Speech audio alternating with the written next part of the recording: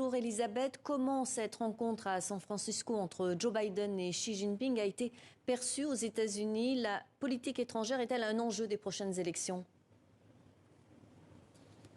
Écoutez, normalement, la politique étrangère n'intéresse pas beaucoup les électeurs américains au moment de voter pour la présidentielle, contrairement à l'économie ou des questions de société comme l'avortement. Mais la politique étrangère permet aux candidats de maintenir une image de fermeté, de défenseur du pays. On s'en rappelle avec Donald Trump à la campagne de 2016. Il a énormément parlé de la Chine, critiqué la Chine. Il a d'ailleurs poursuivi cette politique presque anti-chinoise pendant sa présidence. Joe Biden a poursuivi cette politique, maintenu notamment les taxes de douane sur les produits chinois.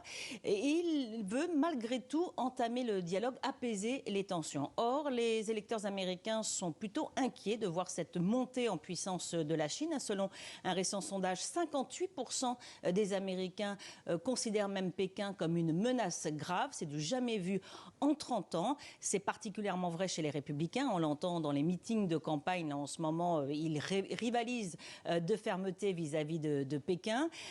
Donald Trump lui-même met en garde contre une possible troisième guerre mondiale. Il l'a dit pendant un meeting en Floride récemment. Troisième guerre mondiale en parlant de Pékin. Donc pour Joe Biden, c'est un équilibre difficile entre cette volonté de rétablir des relations plus apaisées et en même temps, il le sait, il faut rester ferme, même si son programme de politique étrangère a évidemment été un peu bouleversé après l'invasion russe en Ukraine et la situation au Proche-Orient.